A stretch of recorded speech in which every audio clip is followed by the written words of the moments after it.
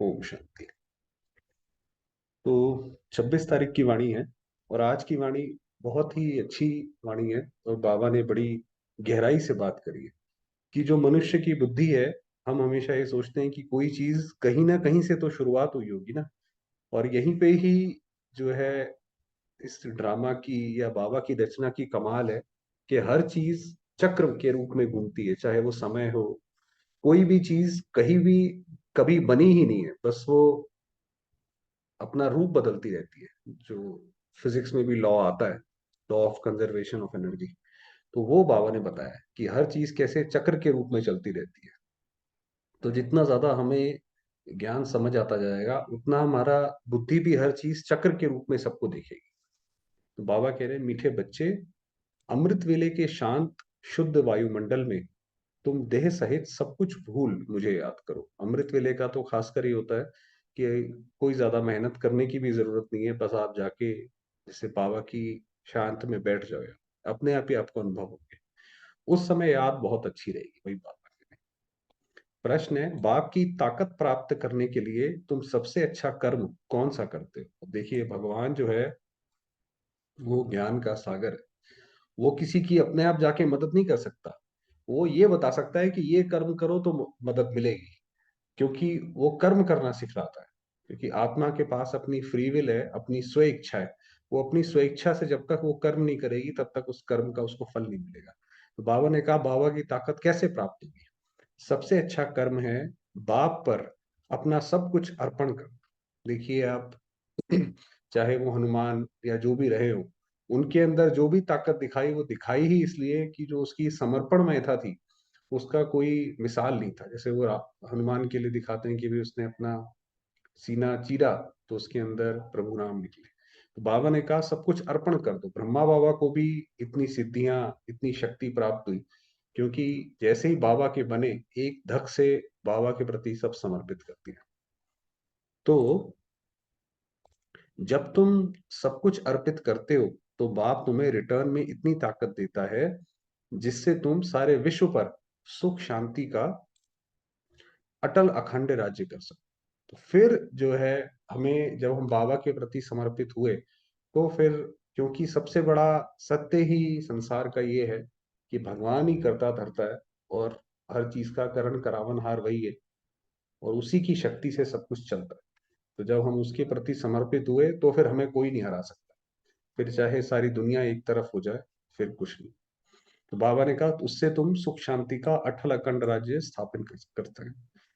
दूसरा, बाप ने कौन सी सेवा बच्चों को सिखलाई है जो कोई मनुष्य नहीं सिखला उनका सकता? एक राजनिवास रहता है लेकिन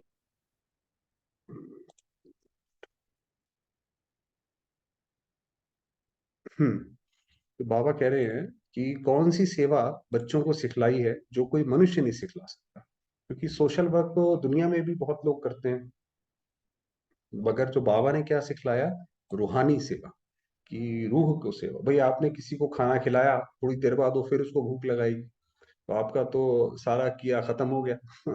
और अगर खाना खाने के बाद भी उसने कोई अच्छा कर्म नहीं करा, तो वो पाप भी हमारे ऊपर चढ़ गया, तो वो तो सेवा कहाँ हुई? तो बाबा ने कहा, मगर बाबा सिखलाते हैं रूहानी सेवा। तुम आत्माओं को विकारों की बीमारी से छुड़ाने के लिए ज्ञान का इंजेक्शन लगाते हो। ये जो विकारों की बीमारी है जो ये बैठी हुई है, उससे इंजेक्शन लगाना पता। तो तुम हो रूहानी सोशल वर्कर। मनुष्य जिस्मानी सेवा करते हैं, वही जैसे खाना खिलाना, कंबल देना, किसी को घर देना, कोई और मदद करना, ये तो जिस्मानी सेवा है। लेकिन ज्ञान इंजेक्शन देकर आत्मा को जागती ज्योति बना सकते हैं। भाई, किसी का मन परेशान है, तो दुनिया में व्यक्ति क्या करे? कुछ नहीं कर सकता। ज्यादा से ज्यादा साइकेट्रिस्ट के पास चला जाएगा, वो उसे नींद की गोलियां या क्या मसल रिलैक्सेंट वगैरह दे दे। ये सेवा बाप ही बच्चों को सिखलाते हैं। ये सेवा सबसे उच्च सेवा, ये बाबा ही बताते हैं। ओम शांति। भगवान वाच, ये तो समझाया गया है कि मनुष्य को भगवान कभी भी नहीं कहा जाता। ये है मनुष्य सृष्टि, और ब्रह्मा विष्णु शंकर हैं सूक्ष्म बदन में। ये मनुष्य सृष्टि है और ब्रह्मा विष्णु शंकर अलग है। क्योंकि बाबा ने कहा, मनुष्य को भगवान नहीं कह सकते, तो उसकी बात आगे कर रहे हैं। शिव बाबा है आत्माओं का विनाशी बाप। विनाशी शरीर का बाप तो विनाशी है, ये तो सब जानते हैं। पूछा जाता है तुम्हारे इस विनाशी शरीर का बाप कौन है, जब आप पूछते हैं भाई किसी से कि भाई आपके फादर का नाम क्या है, तो वो शरीर के पिता का नाम बताते हैं कि भाई हमारे शरीर के पिता का नाम ये है। और आत्मा का बाप कौन है, और आप जो अनादि अविनाशी आत्मा हो, जो इतने सारे जन्म लेती है, उसका बाप कौन है। तो आत्मा जानती है वह परम धाम में रहते हैं। अब हम जानते हैं हमारे बाबा परम धाम में रहते हैं। अभी तुम बच्चों को देह अभिमानी किसने बनाया, देह को रचने वाले ने। भाई बच्चा पैदा होता है, माँ बाप कहने लग जाते हैं भाई ये तुम्हारी माँ है, ये तुम्हारा पिता है, तुम्हारा नाम ये है, तो जैसे देह की उसको स्मृति बार बार देह की दिलाते रहते हैं। तो अब देही अभिमानी कौन बनाता है, जैसे वो दुनिया में जब बच्चा पैदा होता है तो देह की स्मृति दिलाते हैं, जब हम बाबा के बनते हैं तो बाबा हमें आते ही देही की यानी आत्मा की दिलाते हैं, जो आत्माओं का अविनाशी बाप है। अविनाशी माना जिसका आदि मध्य अंत नहीं है। अब यहाँ से वो बात शुरू होती है कि हर चीज चक्र में, तो बाबा ने कहा अविनाशी, शिव बाबा अविनाशी है जिसका आदि मध्य अंत नहीं है। कोई ये नहीं कह सकते कि भाई शिव बाबा को किसने रचा, शिव बाबा कब आए भाई। और उसी तरीके से ये नहीं कह सकते आत्माओं को किसने रचा, शिव बाबा जो परम आत्मा है वो हमेशा सदैव है, सदा शिव है। अगर आत्मा का और परमात्मा का आदि मध्य अंत कहे तो रचना पे भी सवाल उठ जाए। वही बताया कि भाई आत्माओं को किसने रचा, वो कहते हैं भाई परमात्मा से, परमात्मा का एक अंश आत्मा है, तो परमात्मा में ऐसा क्या हुआ कि उसका अंश जो है अलग हो गया। ऐसी कौन सी चीज है जो परमात्मा से भी शक्तिशाली है, जिसने परमात्मा का एक अंश अलग कर दिया। ऐसा क्या हुआ कि परमात्मा में गिरावट आई, तो आत्मा भी नहीं कभी पैदा हुई, ये पॉसिबल नहीं है। और उसी तरीके से ये जो पूरा विश्व है, ये जो धरती है, विज्ञान में वो इतना ध्यान लगाते रहते हैं कि जरूर ऐसा हुआ होगा, ऐसा हुआ होगा, मगर ये एक समझने की गहरी बात है कि ये पृथ्वी इस सदैव ऐसी है ही। वैज्ञानिकों ने बहुत ध्यान दिमाग लगाया, मगर उसके बाद इस नतीजे पे पहुंचे कि ये जो ब्रह्मांड में जो ये पृथ्वी जिस जगह पर है, ये किसी भी तरीके से और ऐसे इस पोजीशन में रखी नहीं जा सकती। तो बाबा ने कहा रचना पे भी सवाल नहीं उठ सकता। तो ये गोल गोल सर्कल जो है घड़ी की सुई की तरह चलता रहता है। उनको कहा जाता है अविनाशी आत्मा, अविनाशी परमात्मा। आत्मा का नाम आत्मा है, बरोबर आत्मा अपने को जानती है कि हम आत्मा है, मेरी आत्मा को दुखी मत करो। तो आत्मा वास्तव में जो उसकी 7 शक्तियां हैं, उसमें एक शक्ति है ज्ञान स्वरूप। ज्ञान स्वरूप माना आत्मा को अपना ज्ञान तो सदैव है, जब वो शरीर में है तब वो जरूर उसको लगता है कि मैं शरीर हूँ, मगर जैसे ही वो शरीर छोड़ती है तो उसको ये अनुभव होता है कि मैं आत्मा हूँ। इसीलिए वो कहती है मेरी आत्मा को दुखी मत करो, मैं पाप आत्मा हूँ, ये आत्मा कहती है। स्वर्ग में कभी भी ये अक्षर आत्माएं नहीं कहेंगी कि मेरी आत्मा को दुखी मत करो ये नहीं कहेंगी। इस समय ही आत्मा पतित है, जो फिर पावन बनती है। पतित आत्मा ही पावन आत्मा की महिमा करती है। अब आत्मा की तो बात बाबा ने बताई, अब उस आत्माओं में क्या कैटेगरी है कि जो पावन आत्मा है उसकी महिमा होती है। जो भी मनुष्य आत्माएं हैं उनको पुनर्जन्म तो जरूर लेना है। जैसे कोई भी गेम होता है, तो उस गेम का एक रूल है कि भाई आपको ये तो करना ही पड़ेगा, भाई ये तो चाल आपको चलनी पड़ेगी। उसी तरीके से जब ये आत्मा यहाँ पे सृष्टि मंच पे आई है, तो जन्म पुनर्जन्म लगातार विचार ये सब तो उसको क्रिएट करने ही है, इसके से वो छूट नहीं सकती। ये सब बातें नहीं। तो बाप फरमान करते हैं, उठते बैठते मुझे याद। आगे तुम पुजारी थे, हम भी पूजा करते थे, मंदिर जाते थे, शिवाय नमः कहते थे। अब बाप कहते हैं तुम पुजारियों ने नमः तो बहुत बारी किया। तो हमने भगवान को इतना इतनी बार नमस्कार किया, इतना उसको याद किया कि उसको अब आना ही पड़ गया। तो बाबा ने कहा तुमने बहुत बारी किया, अब तुमको मालिक पूज्य बना। अब बाबा हम पे प्रसन्न हुए, तो अब बाबा कहता है मैं तुमको मालिक और पूज्य बना। पूज्य को कभी नमः नहीं करना पड़ता। जब हम पूज्य बन जाएंगे तो हम किसी को भी नमस्कार नहीं करेंगे। सतयुग में इसलिए ये प्रथा नहीं है कि नमस्कार, मतलब इसका ये भी नहीं है कि अभी हमें कोई नमस्कार करे तो हम उसको नमस्कार ना करें। मगर बाबा कह रहा है पूज्य किसी को नमस्कार नहीं करते। पुजारी नमः अथवा नमस्ते कहते हैं। नमस्ते का अर्थ ही है नमः करना, जैसे कि उसके सामने आदर से झुकना। कांध थोड़ा नीचे जरूर करेंगे, भाई नमस्ते करते हैं तो कांध ऐसे थोड़ा, कंधा, सर थोड़ा नीचे जाता है। तो अब तुम बच्चों को नमः कहने की दरकार नहीं है। अब शिव बाबा आ गया और वो तो हमारा बाबा है, तो इसलिए बाबा जो है कभी भी बच्चों से पैर भी नहीं छुआते थे। बाबा कहते थे ये प्रथा यहाँ की नहीं है कि बच्चों को बाबा के या किसी के भी पैर छूने की जरूरत नहीं है। बाबा तो खुद हमें नमस्ते करता है।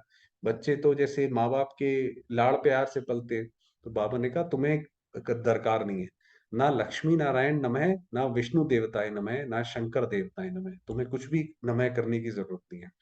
ये अक्षर ही पुजारीपन का है। ये तो जैसे हम उनकी पूजा कर रहे हैं, हम उनको पूज रहे हैं, उस चीज का है।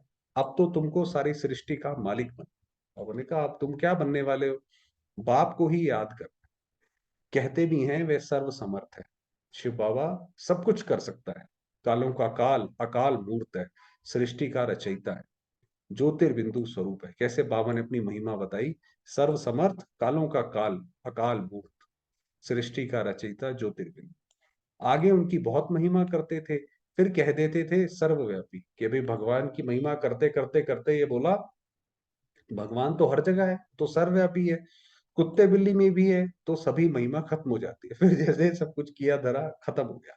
भाई आपने भगवान को हर जगह बोल दिया, ये जो दुनिया में पाप हो रहा है कौन कर रहा है? भगवान ही कर रहा है, तो महिमा जीरो। इस समय के सब मनुष्य ही पाप आत्माएं हैं, तो फिर जानवरों की क्या महिमा होगी? जानवर तो, माना बाबा ने कहा कि आपने बोला भगवान को कुत्ते बिल्ली में है, तो कुत्ते बिल्ली की क्या महिमा होगी? तो बाबा ने कहा मनुष्य ही आज जो है इतना नीचे गिरा हुआ है, तो जानवरों की क्या उस पर महिमा? मनुष्य की ही सारी बात। आत्मा कहती है मैं आत्मा हूं, ये मेरा शरीर है। जैसे आत्मा बिंदु है, वैसे परम पिता परमात्मा भी बिंदु है। वह भी कहते हैं मैं पतितों को पावन बनाने साधारण तन में आता। शिव बाबा जो है पतित आत्माओं को पावन बनाने एक ब्रह्मा तन में आकर बच्चों का ओबीडियंट सर्वेंट बन सर्विस करता हूँ। कैसे बाबा बोलते हैं देखिए, कि जैसे हमारे माँ बाप तो क्या होते हैं, बच्चों के सामने झुके ही रहते हैं। कि बच्चा जो जैसे जैसे जो फरमाइश करता है, कहते जाते हैं हाँ जी। तो बाबा कह रहे मैं तुम बच्चों का ओबीडियंट सर्वेंट हूँ, ओबीडियंट आज्ञाकारी। मैं रूहानी सोशल वर्कर हूँ, तुम बच्चों को भी रूहानी सेवा करना सिखला। और सब जिस्मानी हद की सेवा करना सिखलाते हैं, तुम्हारी है रूहानी सेवा। तब कहा जाता है ज्ञान अंजन सतगुरु दिया, सच्चा सतगुरु वह एक ही है। अब हम जो है सच्चे सतगुरु के पास आ गए, जिसने हमें इतना ऊपर रखा, जैसे कंधे पे बिठा लिया। वही अथॉरिटी है। सभी आत्माओं को आकर इंजेक्शन लगाते हैं। जैसे किसी को बीमारी जल्दी ठीक करनी हो, तो उसको इंजेक्शन लगाते हैं। उसी तरीके से शिव बाबा भी जो हमें मुरली सुनाते हैं, उसके बाद हम उठ खड़े होते हैं, चलो भाई अब कुछ काम करा जाए, तो इंजेक्शन लग गया। आत्माओं में ही विकारों की बीमारी है। ये ज्ञान का इंजेक्शन और कोई के पास होता नहीं। ये विकार कोई छोड़ना, कोई मासी का घर आसान बात थोड़ी है। वो तो जब बाबा की जब हम मुरली सुनते हैं, उसके अंदर इतना फोर्स होता है, उसके वाइब्रेशंस होते हैं, तो हमें उमंग आता है कि चलो भाई अब सब कुछ छोड़ सकते हैं। पतित आत्मा बनी है, ना कि शरीर जिसको इंजेक्शन लगा है। माना बाबा ने कहा ये शरीर से कोई लेना देना नहीं है, आत्मा को पावन बनाओ। ऐसा नहीं है शरीर तुमने गंगा में नहा लिया और तुम पावन हो गए, ऐसा नहीं है। पांच विकारों की कड़ी बीमारी है, इसके लिए इंजेक्शन ज्ञान सागर बाप के सिवाय कोई के पास भी है नहीं। और दुनिया में कोई भी कैसी भी आत्मा हो, कितनी भी अच्छी आत्मा हो, दूसरों के जो उसको नहीं पावन बना सकती, उसको पतित से पावन नहीं बना सकती। वो उल्टी जर्नी सिर्फ एक बाबा ही कर सकता है। बाप आकर आत्माओं से बात करते हैं कि हे आत्माएं तुम जागती ज्योति थी। अब बाबा कैसे करते हैं? बाबा हमें हमारा पास्ट है, भूतकाल, वो याद दिलाते हैं कि तुम आत्माएं जागती ज्योति थी, फिर माया ने परछाया डाला, डालते डालते तुमको धुंधकारी बुद्धि बना दिया। धुंधकारी माना अब मैं बुद्धि में समझ नहीं आता कि सही क्या है गलत क्या है। तो बाबा ने कहा माया ने ऐसा बना दिया। बाकी कोई युधिष्ठिर व धृतराष्ट्र की बात नहीं है। ऐसा नहीं कि कोई युधिष्ठिर था जिसने वो चौसड़ खेला और वो हारा, धृतराष्ट्र, ऐसा नहीं। ये रावण की ही बात। तो ये तो वास्तव में जो गुणवाचक नाम है, युधिष्ठिर, धृतराष्ट्र। धृतराष्ट्र माना ऐसा राष्ट्र जहां पे जैसे कि वो अंधा है उसका राजा। धृतराष्ट्र वो था, वहां पे सब गलत काम होते हैं। युधिष्ठिर जो युद्ध में स्थिर रहा, वो युधिष्ठिर। बाप कहते हैं मैं आता ही हूँ साधारण रीति। क्योंकि जैसे उसमें गीता में बताया कि मैं कुछ नहीं उठाऊंगा, सिर्फ ज्ञान सुनाऊंगा। उसी तरीके से जब बाबा दादी के तन में, ब्रह्मा बाबा के तन में आए, तो अपनी सारी शक्तियां जैसे बाबा अपनी हटा देते हैं, छुपा देते हैं। सिर्फ ज्ञान पे ही फोकस रखते हैं, ज्ञान ज्ञान ज्ञान, उससे ही सुनाते हैं बस। कोई जादू चमत्कार कुछ नहीं। बाबा कहते हैं मैं आता ही हूँ साधारण रीति, मेरे को विरला ही कोई जान सकते, इसीलिए बाबा को जानना एक बहुत बड़ी बात है कि बाबा कैसे आता है, क्या करता है। शिव जयंती अलग है, कृष्ण जयंती अलग है। परम पिता परमात्मा शिव को श्री कृष्ण से मिला नहीं सकते। अब देखिए अब बाबा, ये है ज्ञान कि शिव बाबा अलग है, श्री कृष्ण अलग है। वह निराकार, वह साकार, श्री कृष्ण तो साकार है। बाप कहते हैं मैं हूं निराकार, मेरी महिमा भी गाते हैं। हे पतित पावन आकर इस भारत को फिर से सतयुगी देवी राजस्थान बनाओ। भाई ये तो बात ठीक है, चलो भारत जो है पहले सोने की चिड़िया था। ये भी बात ठीक है कि चलो भाई हम वहां से उतरते उतरते नीचे आ गए, मगर सबसे बड़ा सवाल तो ये है कि यहाँ से वापस कैसे जाएंगे। सिर्फ ये बात सुनने से थोड़ी कुछ होता है, तो वहां पे ही बाबा का काम आता है। कोई समय देवी राजस्थान था, अभी नहीं है, फिर कौन स्थापन करेगा। भाई बाबा ने बोला कि भाई चलो वो वाली बात भी ठीक है, मगर ज्ञान तो पूरा चाहिए ना। भाई कोई हमें बता दे ये बीमारी है, वो तो ठीक है, मगर ये भी तो बताओ ना ये बीमारी ठीक कैसे होगी। तो बाबा ने कहा कौन स्थापन करेगा। परम पिता परमात्मा ही ब्रह्मा द्वारा नई दुनिया स्थापन करते हैं। अभी है पतित प्रजा का प्रजा पर राज्य, माना अभी कोई भी काबिल नहीं है जो पूरी उस प्रजा को संभाल सके। तो प्रजा का ही प्रजा पर राज्य है। इनका नाम ही है ही कब्रिस्तान। तो ये तो जैसे कब्र दाखिल है, लोग इतने दुखी हैं। हर एक के मन में ऐसा लगता है कि जैसे आता है कि भाई हम तो खत्म करें हैं जीवन, ये क्या जीवन है हमारा, तो जैसे कब्र दाखिल है। माया ने खत्म कर दिया, अब तुमको देह सहित देह के सब संबंधियों को भूल मुझ बाप को याद कर। बाबा ने कहा अब ये शरीर को त्यागो, ये शरीर सब कुछ बाबा का हुआ और हम बाबा के हुए। शरीर निर्वाह अर्थ कर्म भी भल करो, जो कुछ समय मिले तो मुझे याद करने का पुरुषार्थ करो। जो काम जरूरी है, जो हमारी जिम्मेवारी है वो पूरा करें। ऐसा नहीं काम धाम छोड़ के कि हम योग लगा रहे हैं जी वो नहीं तो ये एक ही तुमको युक्ति बताते हैं। सबसे जास्ती मेरी याद तुमको अमृत वेले रहेगी, क्योंकि वह शांत शुद्ध समय होता है। अमृत वेले इसलिए रहती है क्योंकि जो हमारे भी जो आत्माएं हमें भी याद करती हैं वो भी सो रही हैं। तो इसीलिए जो है हमें और किसी की याद परेशान नहीं करती, तो हम बाबा को डायरेक्ट याद कर सकते हैं। उस समय ना चोर चोरी करते, ना कोई पाप करते, ना कोई विकार में जाते हैं। सोने के टाइम सब शुरू करते हैं। माना बाबा ने कहा कि उस वक्त तो सारी आत्माएं सो रही हैं। सो रही हैं माना जैसे कि शरीर से अलग एक, जब हम सोते हैं तो भी तो आत्मा शरीर को भूल जाती है, तो जैसे वो देही स्थिति में है। तो उसको कहा जाता है घोर तमो प्रधान रात। जो रात को सोते हैं तो उससे पहले बाबा ने कहा सब विकार में जाते हैं, तो वो तमो प्रधान है। अब बाप कहते हैं बच्चे पास्ट इज पास्ट, जो भी हुआ भाई आज से पहले जो भी हम जैसे भी रहे, बाबा ने कहा वो खत्म करो, आगे बढ़ो, पास्ट इज पास्ट। भक्ति मार्ग का खेल पूरा हुआ। अब तुमको समझाया जाता है ये तुम्हारा अंतिम जन्म है। ये प्रश्न उठ नहीं सकता कि सृष्टि की वृद्धि कैसे होगी। भाई लोग बाबा जब बोलते हैं कि काम विकार छोड़ो, तो लोग बोलते हैं बाबा सृष्टि की वृद्धि कैसे होगी। जैसे कि पूरा का पूरा सृष्टि का जो जिम्मेवारी है वो उन्होंने ही अपने सर पे ले रखी है। बाकी हर तरीके से सृष्टि को बर्बाद करेंगे, पानी बर्बाद करेंगे, कूड़ा कहीं पे फेंकेंगे, वो जैसे सृष्टि को बर्बाद करने में कोई कसर नहीं छोड़ेंगे। मगर बाबा जब बोलता है कि बच्चे काम विकार छोड़ो, तो कहते हैं बाबा अरे सृष्टि की वृद्धि कैसे होगी, ये तो वो बात है। तो वृद्धि तो होती रहती है, जो आत्माएं ऊपर हैं उनको नीचे आना ही है, ये बाबा का प्लान है। कि ऐसा नहीं है कि कोई ब्रह्मचर्य व्रत पे चलता है तो सृष्टि की कोई रुक जाती है, ऐसा नहीं है।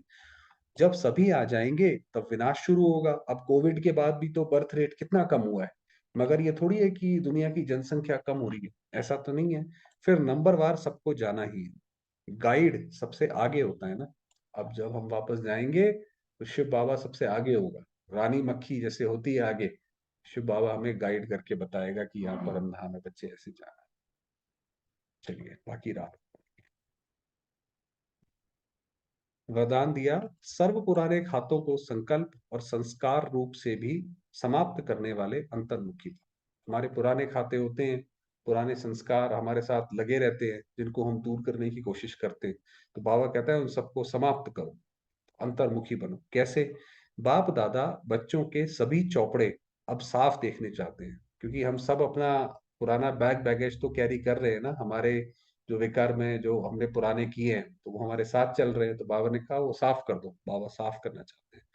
थोड़ा भी पुराना खाता, अर्थात बाह्य मुक्ता का खाता, संकल्प व संस्कार रूप में भी रह ना जाए। वो चीज कई जो होती हैं वो संस्कार रूप में अंदर घर कर जाती हैं, तो फिर उनको धीरे धीरे करने में समय लगता है। बाबा ने कहा वो रह ना जाए, सदा सर्व बंधन मुक्त और योग युक्त, हर तरह के बंधन से परे और एक बाबा के योग में लीन, इसी को ही अंतर्मुखी कहा जाता है। इसलिए सेवा खूब करो, लेकिन बाह्यमुखी से अंतर्मुखी बनकर। तो ऐसा नहीं कि उसके बंधन में नहीं फंस। अंतर्मुखता की सूरत द्वारा बाप का नाम बाला करो, आत्माएं बाप का बन जाएं, ऐसा प्रसन्न चित्त बनाओ कि आप ऐसा तीर मारो, ऐसा ज्ञान सुनाओ कि सामने वाली आत्मा एकदम से बाबा की बन जाए, उसे भी उत्साह है कि मैं भी ये काम करूं। स्लोगन है, अपने परिवर्तन द्वारा संकल्प बोल संबंध संपर्क में सफलता प्राप्त करना ही सफलता मूर्त बनना है। भाई आपने, आप कहीं पे हो, किसी के साथ रह रहे हो, तो आपका परिवर्तन देख के सामने वाली आत्मा परिवर्तन करती जाए, और आप जो है जिनके साथ भी हैं वो अच्छी तरह से रहे, तो जैसे हमने सफलता प्राप्त की। चलिए, समय तो बहुत हो गया है बाबा।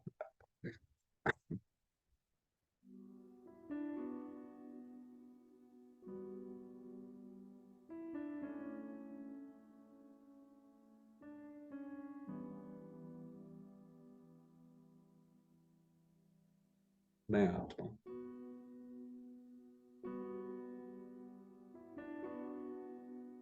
ज्योतिर्बिंदु,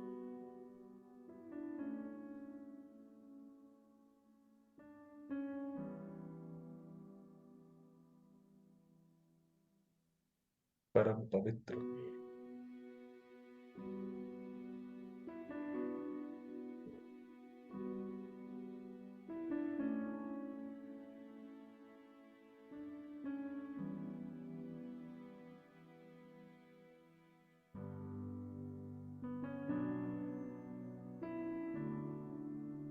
पवित्रता की किरणें चारों ओर फैला रही।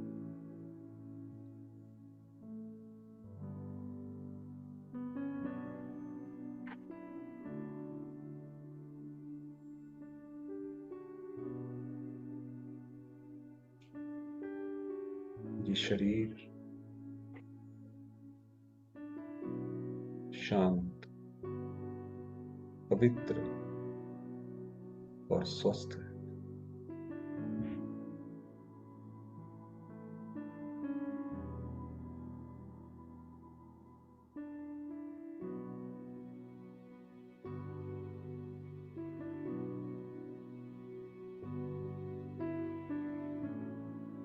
शिव बाबा ज्योतिर्बिंदु परम धाम में विराजमान,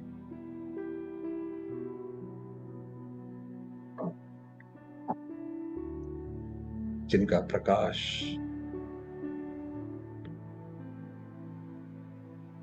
संपूर्ण परम धाम में फैला हुआ है।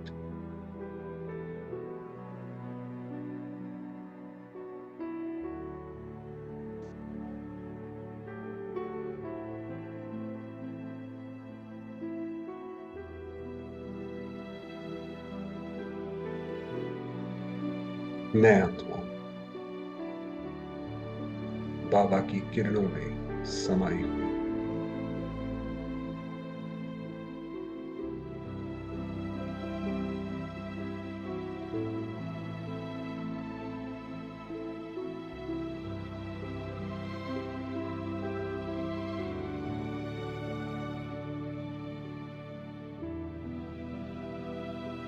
मेरा मन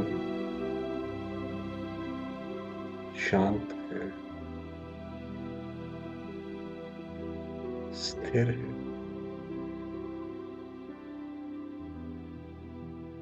संतुष्ट है।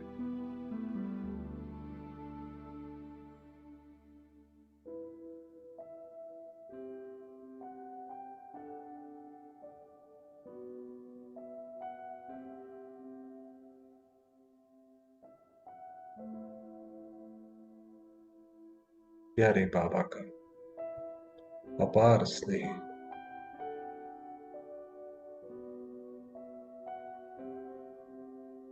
और शक्तियां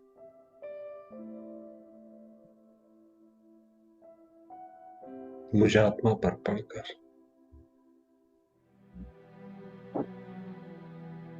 सारे संसार में फैल रही।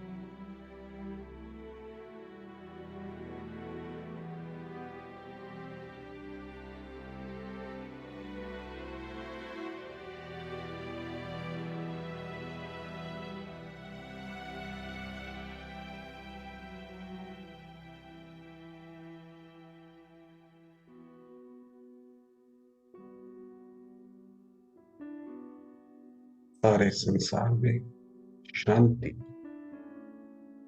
व्याप्त।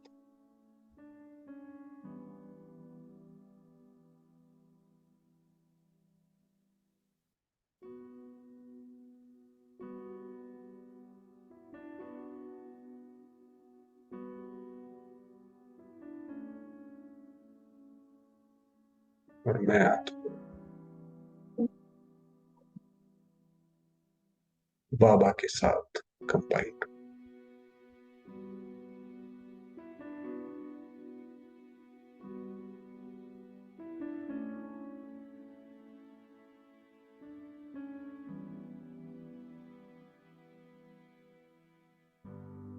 ओम शांति।